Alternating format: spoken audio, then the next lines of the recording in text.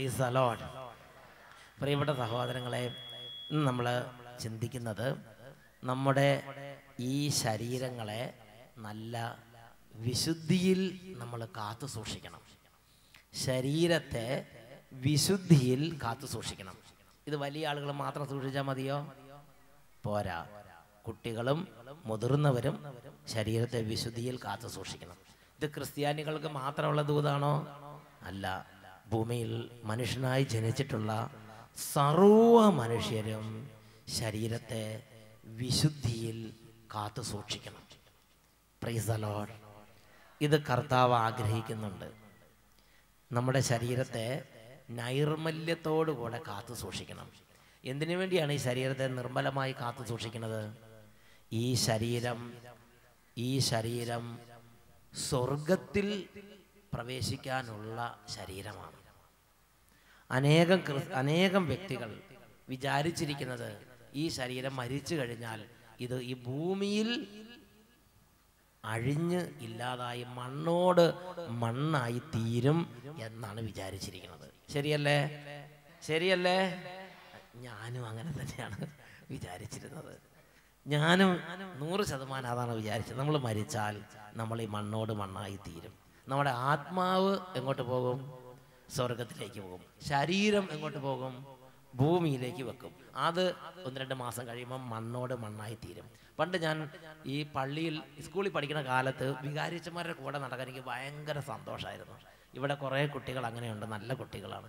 നടക്കാത്തവരും മോശമൊന്നുമല്ല, പക്ഷേ നടക്കുന്ന കുട്ടികൾ സ്പെഷ്യൽ ഗ്രേസ് ഉള്ളവരാണ്. Price the Lord. ഞാൻ അങ്ങനെ എപ്പോഴും വികാരത്തിൻ്റെ കൂടെ നടക്കുമ്പോൾ, പ്രത്യേകിച്ച് മരിച്ചടക്കിന് അധികം കുട്ടികൾ വരില്ല, ധൈര്യമുള്ളവർ മാത്രമേ വരുള്ളൂ. അപ്പോൾ ഞാൻ എപ്പോഴും പോകും. ഈ ഡെഡ് ബോഡി എനിക്ക് താല്പര്യമാണ്. പ്രൈസ്. അപ്പോൾ ഈ മരിച്ചടക്ക് അങ്ങനെ മരിച്ചവരെ കണ്ടാൽ എനിക്ക് ഭയങ്കര സ്നേഹമാണ്. പാവങ്ങൾ അവരിഞ്ഞു മേലിലൊരു ഉപദ്രവം ആർക്കും. ജീവിച്ചിരിക്കുന്നവരുടെ അടുത്ത് ഞാൻ അധികം പോകുന്നില്ല, എവിടെയെങ്കിലും പുറകിരിക്കുകയുള്ളൂ. മരിച്ചു എന്ന് കണ്ടാൽ പിന്നെ ഞാൻ അടുത്തേക്ക് വരാൻ തുടങ്ങും. പ്രിയപ്പെട്ട സഹോദരങ്ങളെ, അങ്ങനെ മരിച്ച് കല്ലറയിൽ വെക്കുന്നതിന് മുമ്പ് സീറോ മലബാർ സഭയുടെ ഒരു പ്രാർത്ഥനയുണ്ട്. അന്ത്യദിനത്തിലെ പുനരുദ്ധാനം വരെ കുടികൊള്ളേണ്ട ഈ കബറിടം എത്ര മനോഹരമാവണമെന്ന് പറഞ്ഞിങ്ങനെ വെഞ്ചിരിക്കും. അപ്പോൾ ഞാൻ 8ാം ക്ലാസ്സിൽ പഠിക്കുക. അപ്പോൾ ഞാൻ ചിന്തിക്കുകയാണ്, ദൈവമേ, ഈ അച്ഛൻ എത്രയും വലുതായാലും ബുദ്ധിയും ബോധവും അത്ര ഇല്ലെന്ന് തോന്നുന്നത്. ഈ ശവശരീരം അന്ത്യദിനത്തിലെ പുനരുദ്ധാനം വരെ ഇവിടെ കിടക്കുമോ? നിങ്ങളുടെ അഭിപ്രായം പറ. ഞാൻ 8ാം ക്ലാസ്സിൽ പഠിക്കുന്ന കുട്ടി എന്നൊക്കെ ഞാൻ പറഞ്ഞു, ഇതിൻ്റെ സ്ഥിതി എന്താവും എന്ന് എനിക്കറിയാം. 1 മാസം പോലും തികയേണ്ട. അതിനു മുമ്പ് നമ്മുടെ ചാക്കോച്ചേട്ടൻ എന്താവും? 1.5 കിൻഡൽ നമ്മുടെ ചാക്കോച്ചേട്ടൻ തൊട്ടടുത്ത് മെലിഞ്ഞൊരു വാഴ നിൽക്കുന്നുണ്ട്. ഇപ്പം വീട് എന്ന് പറഞ്ഞിരിക്കുന്ന വാഴയായിരുന്നു. ചാക്കോച്ചേട്ടനെ കൊണ്ട് അവിടെ കുഴിച്ചിട്ടു. അധിക സമയം കഴിയണ്ട, നമ്മുടെ വാഴ പതുക്കെ ആ ചുളുവൊക്കെ നിവർന്ന് നല്ല ആരോഗ്യം വെച്ച് ഭയങ്കരമായിട്ട് വാഴക്കൈകളൊക്കെ ആയി. ഉഗ്രൻ വാഴ, തടിമാടൻ വാഴ, ചാക്കോച്ചേട്ടനെ മാതിരി തന്നെയുള്ള ഒരു വാഴ. അതിൻ്റെ ക്ഷീണം മാറി. Price the Lord. വലിയൊരു വാഴക്കൊല, വണ്ടം വാഴക്കൊല. അത് വെട്ടി പള്ളിയിൽ ലേലം വിളിച്ചപ്പോൾ നമ്മുടെ ഒരു മറിയാമ്മ ചേട്ടത്തി അത് വാങ്ങിച്ചുകൊണ്ട് വന്നു. മറിയാമ്മ ചേട്ടത്തി പഴുപ്പിച്ച് കഴിഞ്ഞപ്പോൾ വികാരിച്ചൻ വെഞ്ചിരിക്കാൻ വന്നപ്പോൾ അതിൻ്റെ നല്ലൊരു പടലെടുത്ത് വികാരിച്ചന് വെച്ച്. അപ്പോൾ വികാരിച്ചന് അറിയാൻ പാടില്ല എവിടെ നിന്നാന്ന്. അപ്പോൾ മറിയാമ്മ ചേട്ടത്തി പറഞ്ഞു, അച്ഛൻ ധൈര്യമായിട്ട് കഴിച്ചോ, രാസവളം ഇട്ടിട്ടില്ല, ജൈവവളം മാത്രമേ. വികാരിച്ചെടുത്ത് കഴിച്ചു. ഇപ്പൊ ചാക്കോച്ചേട്ടൻ എവിടെയായി? Praise the lord. നിങ്ങൾ ചിന്തിച്ചു നോക്ക്, 10,000-കണക്കിന് വർഷങ്ങളായി ഇതുപോലെ മരിച്ചുപോയ ആളുകൾ ഈ ഭൂമിയിൽ, അല്ലേ? ചില ആൾ മരിച്ചു കഴിഞ്ഞാൽ പുല്ലൊക്കെ വലിച്ചെടുത്തു, ആ പുല്ല് പശു തിന്നു, ആ പശുവിൻ്റെ പാല് നമ്മൾ കറന്ന് കുടിച്ചു, അല്ലേ? കടലിൽ പോയവരാണെങ്കിലോ സുനാമി അടിച്ച് കടലിൽ പോയ ചേട്ടന്മാർ പോയി, അതുങ്ങളെല്ലാം മീൻ തിന്നു. മീനെ മുക്കുവന്മാർ പിടിച്ചോണ്ട് വന്നു, പടക്കണ മീൻ അതെല്ലാം അങ്ങോട്ട് കറി വെച്ച് നമ്മൾ കൂട്ടി. ഇപ്പം എവിടെയായി? അതൊക്കെ നമ്മുടെ വയറ്റിലായി. Price the Lord. ഇങ്ങനെ നിങ്ങൾ ചിന്തിച്ചു നോക്ക്, 10,000-കണക്കിന് വർഷങ്ങളായി മരിച്ച ആളുകളുടെ സ്ഥിതി. അവരൊക്കെ അവിടെ ഇങ്ങനെ കിടക്കുകയാണോ? അത് കുറെ പുല്ലായി, പിന്നെ തീ വെച്ച് ദഹിപ്പിച്ച് കളഞ്ഞവരുണ്ട്, അല്ലേ? ചാരമാക്കിയവരുണ്ട്. അത് പുഴയെ കൊണ്ട് കലക്കും, അതങ്ങനെ ഒഴുകിപ്പോകും, അത് സമുദ്രത്തിൽ ചെന്ന് ചേരും. അത് സമുദ്രത്തിൽ എവിടെയൊക്കെയാ പടർന്നു കിടന്ന് ആർക്കറിയാം? ഹല്ലേലൂയ. അപ്പോൾ ഞാൻ അതിനെക്കുറിച്ച് ഇങ്ങനെ ചിന്തിച്ചുകൊണ്ടിരിക്കുകയായിരുന്നു. ദൈവമേ, അപ്പോൾ കത്തോലിക്ക സഭയുടെ മതബോധന ഗ്രന്ഥത്തിൽ വീണ്ടും ഈ കാര്യത്തിന് ഉറപ്പിച്ച് പറയുക. കത്തോലിക്ക സഭയുടെ മതബോധന ഗ്രന്ഥത്തിൽ ഈ കാര്യത്തെക്കുറിച്ച് പഠിപ്പിക്കുന്ന ഭാഗമാണ് 990 ഖണ്ഡിക. 990 ഖണ്ഡിക. ഈ പുസ്തകം നിങ്ങളെ പരിചയപ്പെടുത്താം. ഇതാണ് കത്തോലിക്ക സഭയുടെ മതബോധന ഗ്രന്ഥം. ഇതിലാണ് സഭയുടെ ഒഫീഷ്യൽ ടീച്ചിങ്സ് കുറേ കൊടുത്തിട്ടുള്ളത്. ഓരോ ടീച്ചിങ്ങും ഓരോ ഖണ്ഡികയായിട്ടാണ്. ആ ഖണ്ഡികയ്ക്ക് ഒരു നമ്പറും കൊടുത്തിട്ടുണ്ട്. ഈ പ്രബോധനം ഒരു ഖണ്ഡികയിലാണ് കൊടുത്തിരിക്കുന്നത്. അതിൻ്റെ ഖണ്ഡികയുടെ നമ്പറാണ് 990. 990 ഖണ്ഡികയിൽ പഠിപ്പിക്കുന്നത് എങ്ങനെയാണ്? ശരീരത്തിൻ്റെ ഉയർപ്പ് എന്നതിന് മരണശേഷം ആത്മാവ് ജീവിക്കുമെന്ന് മാത്രമല്ല, നമ്മുടെ മർത്യമായ ഈ ശരീരം തന്നെ ജീവനിലേക്ക് വരും എന്നുകൂടി അതിനർത്ഥമുണ്ട്. Price the Lord. ഞാനത് മനസ്സിലാകാതെ ഇങ്ങനെ വിഷമിച്ചിരിക്കുമ്പോൾ വീണ്ടും 997 ഖണ്ഡികയിൽ ഇതിനെക്കുറിച്ച് വീണ്ടും സഭ പഠിപ്പിക്കുകയാണ്. മരണത്തിൽ ശരീരം ആത്മാവിൽ നിന്ന് വേർപെടുമ്പോൾ മനുഷ്യ ശരീരം ജീർണിക്കുന്നു. അപ്പോൾ എനിക്ക് മനസ്സിലായി, ശരിയാണ്, മരിച്ചു കഴിയുമ്പോൾ ആത്മാവ് സ്വർഗത്തിലേക്ക് പോകും, ശരീരം ജീർണിച്ച് മണ്ണായി തീരും. മരണത്തിൽ ശരീരം ആത്മാവിൽ നിന്ന് വേർപെടുമ്പോൾ മനുഷ്യ ശരീരം ജീർണിക്കുന്നു, ആത്മാവ് ദൈവത്തെ കണ്ടുമുട്ടാനായി യാത്രയാവുന്നു. ദൈവം തൻ്റെ സർവാതീത ശക്തി കൊണ്ട് നമ്മുടെ ശരീരങ്ങളെ ഉയർപ്പിച്ച് വീണ്ടും ആത്മാക്കളോട് ചേർത്ത് നമുക്ക് അനശ്വരമായ ഒരു ജീവിതം പ്രദാനം ചെയ്യും. 997 ഖണ്ഡികയിലാണ് അതിനെക്കുറിച്ച് പഠിപ്പിക്കുന്നത്. 997 ഖണ്ഡികകൾ വായിക്കുന്നത് എങ്ങനെയാണ്?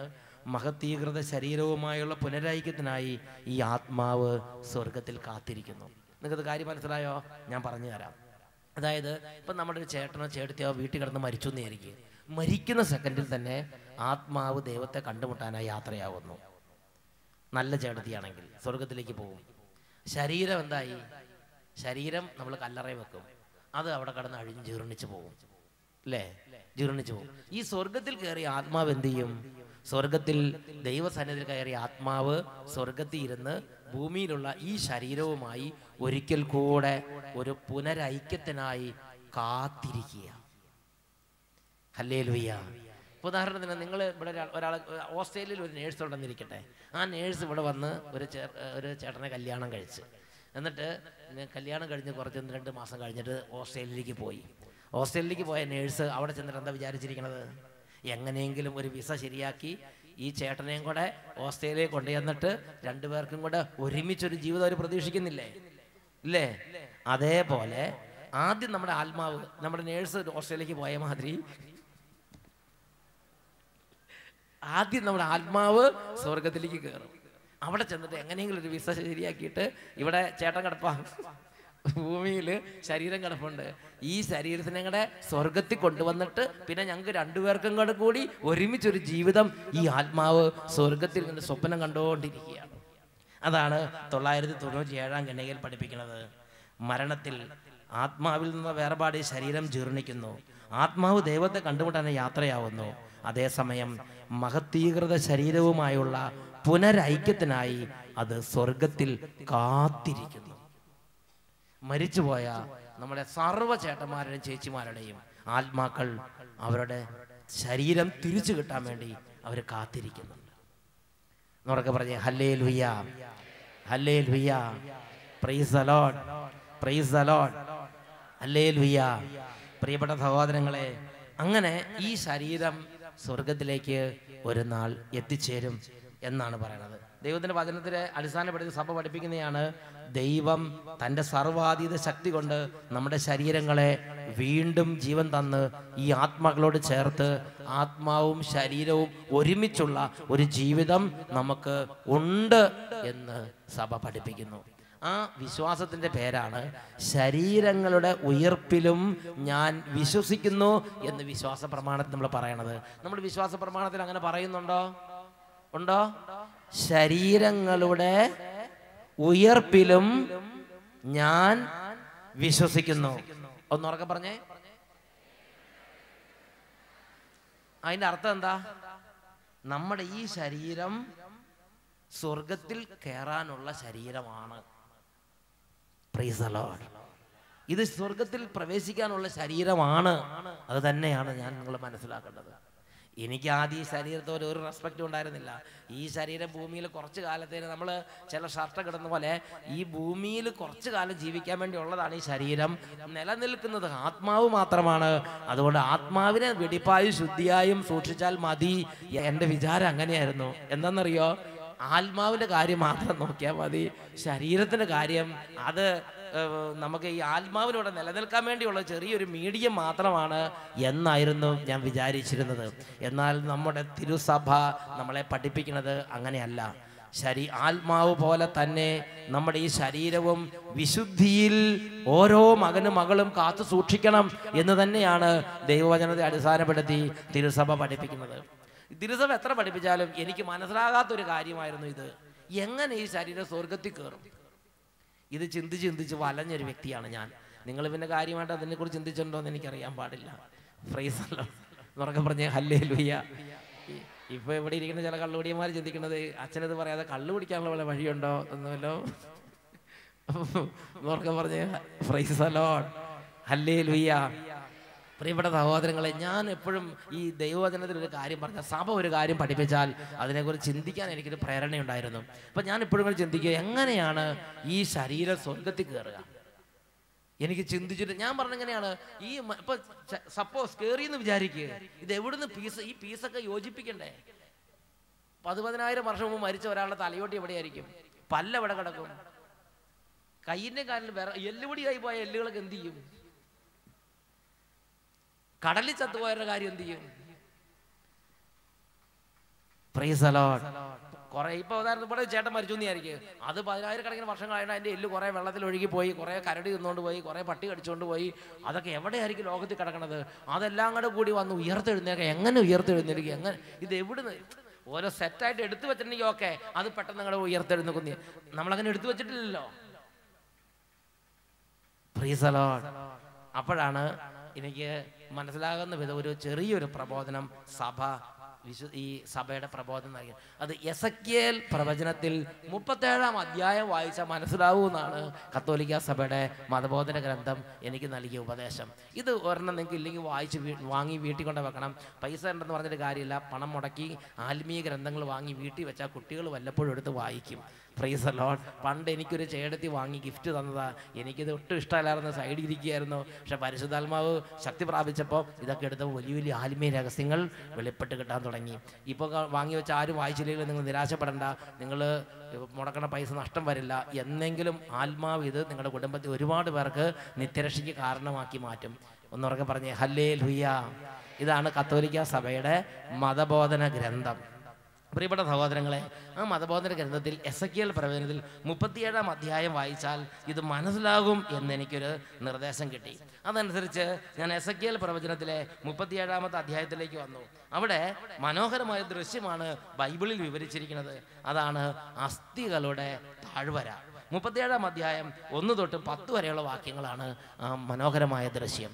37-ാം അധ്യായത്തിൽ അസ്ഥികളുടെ താഴ്വര എന്ന് തന്നെയാണ് അതിൻ്റെ ഹെഡിങ് തന്നെ രേഖപ്പെടുത്തപ്പെട്ടിരിക്കുന്നത്.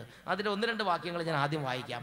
കർത്താവിൻ്റെ കരം എൻ്റെ മേൽ വന്നു, അവിടുന്ന് എന്നെ തൻ്റെ ആത്മാവിനാൽ നയിച്ച് അസ്ഥികൾ നിറഞ്ഞ ഒരു താഴ്വരയിൽ കൊണ്ടുവന്ന് നിർത്തി. ഇനി ഉറക്കെ വായിച്ചേ. വാക്യം എന്താണെന്ന് ഉറക്കെ വായിക്കുക. അവ വളരെ ഏറെ ഉണ്ടായിരുന്നു. അവിടുന്ന് എന്നോട് ചോദിച്ചു, ഞാൻ പറഞ്ഞു. ഹല്ലേലൂയ. പ്രിയപ്പെട്ട സഹോദരങ്ങളെ, ഒരു രംഗം സ്ലീഹയല്ല പ്രവാചകൻ രേഖപ്പെടുത്തുകയാണ്. പ്രവാചകൻ ചുമ്മാ ഒരു സ്ഥലത്ത് നിൽക്കുകയായിരുന്നു. ഉടനെ ദൈവം വന്ന് അതിൻ്റെ മുടുക്കുത്തിനെ പിടിച്ച് അതിനെ പൊക്കിയെടുത്ത് വേറൊരു സ്ഥലത്ത് കൊണ്ടുവന്ന് നിർത്തി. ഇപ്പൊ പിറവത്ത് നിൽക്കുന്ന ഒരാളാന്ന് വിചാരിക്കുക. പിറവത്ത് നിന്ന് ഈ ചേട്ടനെ പൊക്കിയെടുത്ത് നേരെ അട്ടപ്പാടി താഴ്വാരത്ത് കൊണ്ടുവന്ന് നിർത്തി. അതേമാതിരിയാണ് ദൈവം ഈ എസെക്കിയേൽ എന്ന് പറഞ്ഞ ആളെ പൊക്കിയെടുത്തിട്ട് ദൈവത്തിന് ഇഷ്ടമുള്ളൊരു സ്ഥലത്ത് കൊണ്ടുവന്ന് നിർത്തി. എന്താ സ്ഥലത്തിന്റെ പ്രത്യേകത? അവിടെ ചെന്ന് നിന്ന് പ്രവാചകൻ ഇടത്തോട്ടും വലത്തോട്ടും നോക്കിയപ്പോൾ അയ്യോ പറയണ്ട, വലിയ വലിയ തലയോട്ടികളെല്ലാം കൂടി ഇങ്ങനെ നോക്കി കിടപ്പുണ്ട്. തലയോട്ടികൾ നിറഞ്ഞ ഒരു താഴ്വര. ഞാൻ പണ്ട് ഒരു തലയോട്ടി സ്കൂളിൽ കണ്ടോളൂ, പേടിച്ചിട്ട് 5-6 ദിവസം എനിക്ക് ബുദ്ധിമുട്ടായിരുന്നു. ശവത്തെ മൊത്തം കണ്ട കുഴപ്പമില്ല, പക്ഷെ അത് ഈ തൊലിയെല്ലാം പോയിട്ട് ആ തലയോട്ടി പല്ല് മാത്രം കണ്ടു നോക്കിയേ ഭയങ്കര പേടി. ഒരു 3 ദിവസം ഉറങ്ങാൻ പറ്റില്ല. Price the Lord. അപ്പോ ഒരു തലയോട്ടി കണ്ടപ്പോൾ എൻ്റെ സ്ഥിതി അങ്ങനെ ആയിരുന്നെങ്കിൽ ഇത് ഒരു താഴ്വാരം മുഴുവനും തലയോട്ടികൾ നിറഞ്ഞു കിടക്കുകയായിരുന്നു. അങ്ങനത്തെ ഒരു താഴ്വാരത്താണ് അതാണ് ഒന്നാമത്തെ. രണ്ടാമത്തെ, കർത്താവിൻ്റെ കരം എൻ്റെ മേൽ വന്നു, അവിടുന്ന് തൻ്റെ ആത്മാവിനെ നയിച്ച് അസ്ഥികൾ നിറഞ്ഞ ഒരു താഴ്വരയിൽ കൊണ്ടുവന്ന് നിർത്തി. എവിടെയാണ് കൊണ്ട് നിർത്തിയത്? താഴ്വര. താഴ്വരയും മൈതാനം തമ്മിൽ വ്യത്യാസമില്ലേ? ഇത് ഒരു ഗ്രൗണ്ടാണ്, ഒരു ചെറിയ ഗ്രൗണ്ട്, ഒരു മൈതാനം. എന്നാൽ താഴ്വര എന്ന് പറഞ്ഞാൽ അങ്ങനെയല്ല, ഒരു വിശാലമായ ഭൂപ്രദേശമാണ്. ചെറിയൊരു ഗ്രൗണ്ട് പോലെ അല്ല താഴ്വര ഒരു വാലി, അത് വിശാലമായ ഒരു ഭൂപ്രദേശമാണ്. ആ ഭൂപ്രദേശത്ത് കൊണ്ട് ചെന്ന് നിർത്തിയപ്പോൾ ആ താഴ്വര മുഴുവനും എന്തായിരുന്നു? അസ്ഥികൾ ചെതറിക്കിടക്കുകയായിരുന്നോ? എന്തായിരുന്നു? അസ്ഥികൾ ചിതറിക്കിടക്കുകയോ ഛിന്നഭിന്നമായി കിടക്കുകയോ ചെയ്യുന്ന താഴ്വര ആയിരുന്നില്ല. പിന്നെയോ അസ്ഥികൾ നിറഞ്ഞ് കവിഞ്ഞ് കിടക്കുന്ന ഒരു താഴ്വര, നിറഞ്ഞടിഞ്ഞടിഞ്ഞ് നിറഞ്ഞു കിടക്കുക. അപ്പൊ ഒന്നോ രണ്ടോ പേരെ അസ്ഥിയാണോ? ആയിരക്കണക്കിന് പതിനായിരക്കണക്കിന് ആളുകൾ കൂട്ടത്തോടെ മരിച്ച അതിൻ്റെ അസ്ഥികളെല്ലാം കൊണ്ട് കൂട്ടിയിട്ടിരിക്കുന്ന സ്ഥലമാണ്. പതിനായിരക്കണക്കിന് മനുഷ്യരുടെ അസ്ഥികളെല്ലാം കൂടി അങ്ങനെ അടിഞ്ഞടിഞ്ഞ് കിടക്കുക. അസ്ഥികൾ നിറഞ്ഞു കിടക്കുന്ന ഒരു താഴ്വരയിൽ കൊണ്ടുവന്ന് നിർത്തി. അതിനുശേഷം ദൈവം അതിന് ചുറ്റിനും ഒരു റൗണ്ട് നടത്തി കഴിഞ്ഞ് തിരിച്ചു വന്നപ്പോൾ പ്രവാചകൻ നമുക്കൊരു റിപ്പോർട്ട് തരുന്നുണ്ട്. എന്താ റിപ്പോർട്ട്? അത് എത്ര അസ്ഥികൾ ഉണ്ടെന്ന് പറയണത്? റിപ്പോർട്ടിൽ എന്താ പറഞ്ഞത്? പ്രവാചകൻ എന്താ പറഞ്ഞത്? അവ വളരെ ഏറെ ഉണ്ടായിരുന്നു, അവ ഉണങ്ങി വരണ്ട് കിടന്നിരുന്നു. ഇതാണ് അതിന്റെ പ്രത്യേകത. വളരെ ഏറെ എന്ന് പറഞ്ഞാൽ ഒരുപാട് അസ്ഥികൾ കൊണ്ട് കൂട്ടിയിട്ടിരുന്ന താഴ്വരയായിരുന്നു അത്. ആ അസ്ഥികൾക്ക് പ്രത്യേകത ഉണ്ടായിരുന്നു. അത് ഇന്നലെ മിനിങ്ങാന്ന് ചത്തോരുടെ അസ്ഥികളല്ലായിരുന്നു. പിന്നെയോ അത് വരണ്ട് ദ്രവിച്ച് ചെതുക്കിച്ച് കിടന്നു പറഞ്ഞാൽ 1000 വർഷമായിട്ടും 500 വർഷമായതും 300 വർഷമായതും 100 വർഷമായതും 50 വർഷമായതും ഇങ്ങനെ നൂറ്റാണ്ടുകൾ പഴക്കമുള്ള ദ്രവിച്ച് ചെതുക്കിച്ച് വരണ്ട് ദ്രവിച്ച അസ്ഥികളാണ് അവിടെ കടന്നിരുന്നത്. ഏതൊക്കെ നൂറ്റാണ്ടിൽ മരിച്ചതെന്ന് ആർക്കറിയാം? എത്രയോ കാലങ്ങളായിട്ടുള്ളത് അങ്ങനെ ദ്രവിച്ച് ചെതുക്കിച്ച് കിടക്കണ വരണ്ട ദ്രവിച്ച അസ്ഥികൾ അങ്ങനെ അവിടെ കിടക്കുകയാണ്.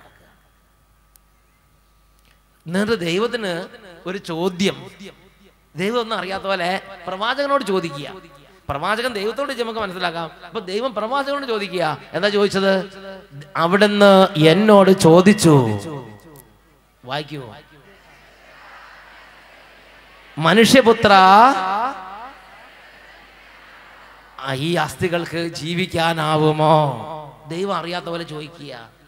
ഇത് 1000 വർഷം മുമ്പ് മരിച്ചതാണ്, ഇത് 2000 വർഷം മുമ്പ് മരിച്ചതാണ്, ഇത് 3000 വർഷം മുമ്പ് മരിച്ചവരാണ്.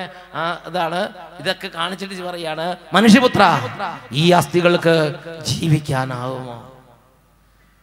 ഈ പ്രവാചകനാണെങ്കിൽ പേടിച്ചിട്ട് പാടില്ല, ജീവനോടെ പ്രവാചകൻ മാത്രം, ബാക്കിയെല്ലാം തലയോട്ടിയും പല്ലും കിടക്കുക.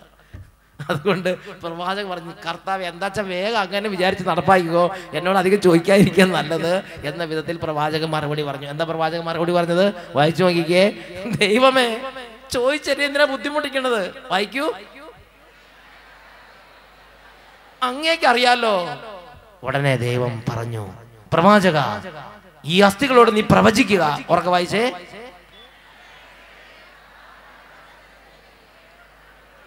ദൈവമായ കർത്താവ് ഈ അസ്ഥികളോട് അരുളി ചെയ്യുന്നു, നിങ്ങൾ ജീവിക്കും. ഉറക്കെ പറഞ്ഞേ, ഹല്ലേലൂയ. ഇതാ ഞാൻ നിങ്ങളിൽ പ്രാണൻ നിവേശിപ്പിക്കുന്നു. അപ്പോൾ ഈ ദൈവം പറഞ്ഞു കൊടുത്ത ചില വാക്കുകളുണ്ട്. പ്രവാചകൻ ഇടം വലം സംശയമില്ല, പ്രവാചകൻ അതുപോലെ അങ്ങോട്ട് പ്രവചിച്ചു. ഈ അസ്ഥികളുടെ നേരെ പറയുന്ന വാക്യങ്ങളാണ് തുടർന്ന് വരുന്ന എല്ലാ വാക്യങ്ങളും. അത് 6 തൊട്ട് താഴത്തേക്കുള്ള എല്ലാം അങ്ങനെ തന്നെയാണ്. പ്രവാചകൻ പറഞ്ഞു, ഇതാ ഞാൻ നിങ്ങളിൽ പ്രാണൻ നിവേശിപ്പിക്കും, നിങ്ങൾ ജീവിക്കും. ഞാൻ നിങ്ങളുടെ മേൽ ഞരമ്പുകൾ വെച്ച് പിടിപ്പിക്കും, മാംസം വളർത്തുകയും ചർമ്മം പൊതിയുകയും ചെയ്യും. നിങ്ങളിൽ പ്രാണൻ നിവേശിപ്പിക്കുകയും ചെയ്യും, നിങ്ങൾ ജീവൻ പ്രാപിക്കും. ഞാനാണ് കർത്താവ് എന്ന് അപ്പോൾ നിങ്ങൾ അറിയും. അവിടുന്ന് കൽപ്പിച്ചതുപോലെ ഞാൻ പ്രവചിച്ചു. അപ്പോൾ പെട്ടെന്ന് താഴ്വരയിൽ അന്തരീക്ഷം മാറി. ദൈവം പറഞ്ഞു കൊടുത്ത അതേ വാക്കുകളെ പ്രവാചകൻ പറഞ്ഞുള്ളൂ. പറഞ്ഞ അപ്പൊ തന്നെ താഴ്വരയിൽ അന്തരീക്ഷം പൊടുന്നനെ ഭയങ്കര ബഹളം. പ്രിയപ്പെട്ട സഹോദരങ്ങളെ, ഈ പ്രവാചകനെ പറഞ്ഞു തീർന്നില്ല, അപ്പോഴേക്കും ദേ ഈ തലയോട്ടികളെല്ലാം അങ്ങോട്ടും ഇങ്ങോട്ടും പാറി പറന്ന് ഓടാൻ തുടങ്ങി. ഓ, ആ രംഗം! ഈ അസ്ഥികളെല്ലാം, ഈ പണ്ട് കസേരകളി കണ്ടിട്ട്, കസേരകളി വിസിലടിച്ചാൽ ഓട്ടം, പിന്നെ വിസിലടിക്കുമ്പോൾ വേഗം കസേര കയറി പിടിക്കണേ പണ്ടത്തെ കസേരകളിയായിരുന്നു. അതേമാതിരിയാണ് ചേരുമ്പടി ചേരാൻ വേണ്ടി അസ്ഥികൾ പരക്കം പായാൻ തുടങ്ങി. മറിയാമ്മയുടെ തലയോട്ടി, മറിയാമ്മയുടെ തുടയല്ല എവിടെയെന്ന് പറഞ്ഞ് ഓട്ടത്തോടെ ഓട്ടം. മറിയാമ്മയുടെ കണങ്കാലിലെ അസ്ഥികള്, കൈയുടെ കൈയസ്ഥി, ആരാമ്പാലി, നട്ടല്, ഇതേ നട്ടലെല്ലാം കൂടെ ഇങ്ങനെ നടക്കുക. ചാക്കോച്ചേട്ടൻ നട്ടലും മറിയാമ്മയുടെ തലയോട്ടിയുടെ കൂട്ടിയിടിച്ച്. കാരണം ചാക്കോച്ചേട്ടൻ നട്ടല്, ചാക്കോച്ചേട്ടൻ തലയോട്ടി എവിടെയെന്ന് പറഞ്ഞ് ഓടി നടക്കുമ്പോൾ മറിയാമ്മയുടെ തലയോട്ടി, മറിയാമ്മയുടെ നട്ടല് എവിടെയെന്ന് പറഞ്ഞ് പാഞ്ഞു നടക്കുകയാണ്. ഏതാണ്ട് സാദൃശ്യം കിടന്നു നോക്കിയതാണ് തീ പാറി. പ്രിയപ്പെട്ട സഹോദരങ്ങൾ, ഇതേമാതിരി ഈ താഴ്വരയിൽ ആകെ ബഹളം. അസ്ഥികള് ചേരുമ്പടി ചേരാൻ വേണ്ടി പരക്കം പാഞ്ഞു ഓടുക. അപ്പോൾ ഇങ്ങനെ കൂട്ടിയിടിച്ച്, അപ്പോൾ പ്രത്യേക തരത്തിലുള്ളൊരു സ്വരം അവിടെ ഉണ്ടായി. ആ സ്വരം എങ്ങനെ വിവരിക്കണമെന്ന് പ്രവാചകൻ നോക്കിയിട്ട് പ്രവാചകൻ ഒരു വിധത്തിൽ സാധിക്കുന്നില്ല. മരങ്ങൾ കൂട്ടിയിടിക്കുന്ന സ്വരാണോ? അല്ലല്ല. വണ്ടി ഓണടിക്കുന്ന സ്വരാണോ? അങ്ങനെയൊന്നും അല്ല. അവസാനം വിവരിക്കാൻ നിവൃത്തിയില്ലാത്തതുകൊണ്ട് പ്രവാചകൻ പറഞ്ഞു, ഒരു കിരുകിരാ സൗണ്ട്, ഇതുവരെ കേട്ടിട്ടില്ലാത്തൊരു സൗണ്ട്, ഒരു കിരുകിരാ സൗണ്ട് ഉണ്ടായെന്ന് പറയും. അസ്ഥിയുടെ വരയണ സ്വരേ. പരക്കം പാച്ചിലിനിടയിൽ റൂട്ട് നോക്കാൻ നേരെയില്ല. സ്പീഡിൽ പോയി ബാക്കിയെന്നെ കണ്ടുപിടിക്കണ്ടേ? അങ്ങനെ ഈ അസ്ഥികളെല്ലാം പരക്കം പാഞ്ഞ് അങ്ങോട്ട് പോകുന്നു. ഇതേ പല്ലുകള് അതിന്റെ താടിയെല്ലാം അന്വേഷിച്ച് നടക്കുക. 10,000 വർഷമായി പറഞ്ഞു പോയിട്ട് ഇപ്പോഴാണ് താടിയെല്ലാം അന്വേഷിക്കുന്നത്. താടിയെല്ലാം അന്വേഷിക്കുക, താടിയെല്ലാം കൂടെ കൂടി ബാക്കി ഭാഗത്ത് അന്വേഷിക്കുക. ഇങ്ങനെ അസ്ഥികൾ പരക്കം പാഞ്ഞ് ക്ഷണനേരം കൊണ്ട് അതിന്റെ ബാക്കി ഭാഗത്തെ കണ്ടുപിടിച്ച്. കുറച്ചു കഴിഞ്ഞപ്പോ ദേ അസ്ഥികൂടങ്ങൾ 32 പല്ല് ഇങ്ങനെ നിൽക്കണു. വലിയ 2 പൊത്ത് ഇവിടെ, കണ്ണൊന്നുമില്ല. പിന്നെ ഇത് സ്കെൽട്ടൻ നിൽക്കുക. ഒരെണ്ണമല്ല, 10,000 സ്കെൽട്ടൻ ഇങ്ങനെ നിൽക്കുക. നിങ്ങളിന്ന് ഭാവന കണ്ടു നോക്കിയേ. നിങ്ങൾ മാത്രം ജീവനോടെ, ബാക്കി മൈതാനം മുഴുവനും സ്കെൽട്ടൻ ഇങ്ങനെ നിൽക്കുക. അനങ്ങണില്ല, നിങ്ങളെ നോക്കി ഇങ്ങനെ നിൽക്കുക. എന്തായിരിക്കും നിങ്ങളുടെ സ്ഥിതി? ഇതാണ് എസെക്കിയേലിന്റെ സ്ഥിതി ഇപ്പം. ഹല്ലേലൂയ. ഉടനെ എസെക്കിയേൽ പറഞ്ഞു, കർത്താവ് ബാക്കിയുള്ളവരുടെ എങ്ങനെയെങ്കിലും വേഗം ശരിയാക്കാൻ പറഞ്ഞു. എന്തായാലും ശരി, പെട്ടെന്ന് ഇതിന്റെ മേൽ ഞരമ്പുകൾ വന്നു നിന്നു, ഇതിന്റെ മേൽ മാംസം വന്നു നിന്നു, ഇതിന്റെ മേൽ തൊലി വന്ന് മൂടി. കറുത്ത ആൾക്ക് കറുത്ത തൊലി, വെളുത്ത ആൾക്ക് വെളുത്ത തൊലി. ഇപ്പൊ ദേ പ്രേതം. പണ്ട് ആ ശവപ്പെട്ടി വെച്ചിട്ട് പള്ളി കൊണ്ട് വെച്ചില്ലേ, ആ ശവപ്പെട്ടിയിൽ വെച്ചത് നേരെ എഴുന്നേറ്റ് ഇങ്ങനെ നിന്ന് എങ്ങനെയാണ്? അതേമാതിരി മൈതാനം നിറച്ചിങ്ങനെ നിൽക്കുക. എസെക്കിയേൽ മാത്രം ജീവനോടെ, ബാക്കിയൊന്നും അനക്കയില്ല, ഇങ്ങനെ ഒന്നും അനങ്ങൊന്നുമില്ല, ഇങ്ങനെ നിൽക്കുന്നുണ്ട് പ്രേതങ്ങൾ. അതിന്റെ നടുവിൽ Ezekiel. Hallelujah, price the Lord. എത്രയോ കാലം മുമ്പ് മരിച്ചു പോയതാ, അതൊക്കെ ഇപ്പം ഇങ്ങനെയായി. കുറച്ചു മുമ്പ് പൊടിയായിട്ട് കിടന്ന, എല്ലുപൊടി പോലെ ഇങ്ങനെ പൊടിഞ്ഞ് കിടന്നിരുന്ന ദ്രവിച്ച് ചെതുക്കിച്ച അസ്ഥികൾ ഇപ്പം എന്തായി? ഇപ്പം ഡെഡ് ബോഡി ഇങ്ങനെ നിൽക്കുക. ഉടനെ ദൈവം ചോദിച്ചു, പ്രവാചക, ഈ പ്രേതങ്ങൾക്ക് ജീവിക്കാനാവുമോ? പ്രവാചകൻ പറഞ്ഞു, പേടിയായിട്ട് പാടില്ല, വേഗം എന്താ വെച്ചാൽ ചെയ്യുന്നു പറഞ്ഞു. ഉടനെ കർത്താവ് പറഞ്ഞു, 4 വായുക്കളിൽ നിന്ന് ഈ നിഹതന്മാരുടെ മേൽ ജീവശ്വാസത്തോട് വന്ന് വീശുക എന്ന് പറയാൻ പറഞ്ഞു. പ്രവാചകൻ ഉടനെ പറഞ്ഞു. അതാണ് 37-ാം അധ്യായത്തിലെ 8 തൊട്ട് 10 വരെ വാക്യങ്ങൾ വായിച്ചു നോക്കിയേ. ഞാൻ നോക്കിയപ്പോൾ ഞരമ്പും മാംസവും അവയുടെ മേൽ വന്നിരുന്നു, ചർമ്മം അവയെ പൊതിഞ്ഞിരുന്നു, എന്നാൽ അവയ്ക്ക് പ്രാണനുണ്ടായിരുന്നില്ല. അവിടുന്ന് എന്നോട് അരുളി ചെയ്തു, മനുഷ്യപുത്ര, ജീവശ്വാസത്തോട് പ്രവചിക്കുക.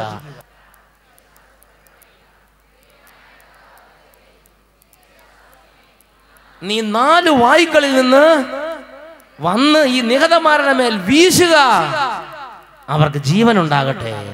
അവിടുന്ന് കൽപ്പിച്ചതുപോലെ ഞാൻ പ്രവചിച്ചു. അപ്പോൾ ജീവശ്വാസം അവരുടെ മേൽ, അവർ ജീവൻ പ്രാപിച്ചു, ഒരു വലിയ സൈന്യം പോലെ എഴുന്നേറ്റ് നിന്നു. അപ്പോ എന്താ സംഭവിച്ചത്? ഈ ഡെഡ് ബോഡി ഇങ്ങനെ നിൽക്കുന്ന സമയത്ത് കർത്താവ് പറഞ്ഞു, പ്രവചിക്കുക എന്ന് പറഞ്ഞു, ജീവശ്വാസം വീശാൻ പറഞ്ഞു. ഉടനെ പ്രവാചകൻ പറഞ്ഞു, ജീവശ്വാസമേ 4 വായുക്കളിൽ നിന്ന് വന്നു ഈ നിഹതന്മാരുടെ മേൽ വീശുക. അത് പറഞ്ഞു തീർന്നില്ല, അതിനു മുമ്പ് പറഞ്ഞ പോലെ സംഭവിച്ചു. ഈ പ്രേതങ്ങളൊക്കെ ഉണ്ടല്ലോ, ഇങ്ങനെ നിൽക്കുകയായിരുന്നല്ലോ, പതുക്കെ വലിക്കാൻ തുടങ്ങി.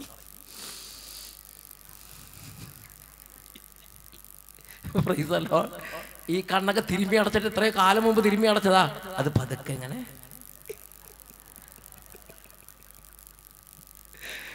ഇങ്ങനെ തിരിഞ്ഞു നോക്കാൻ തുടങ്ങി. ഇത്രയും കാലം ആരെങ്കിലും അറിഞ്ഞു വെടി പോലെ കിടന്നിരുന്നതാണ്. ഇപ്പൊ എന്തായി? തിരിഞ്ഞു നോക്കുമ്പോഴാണ് ഇതേ മറിയാമ്മ അടുത്ത് നിൽക്കണത്. ഇപ്പുറത്തേക്ക് നോക്കിയപ്പം ത്രേസ്യാമ്മ ചേട്ടൻ സംസാരമായി. ചേട്ടനെ കണ്ട് പരിചയമുണ്ടല്ലോ, അന്നോള് കൺവെൻഷന് കണ്ടതാ.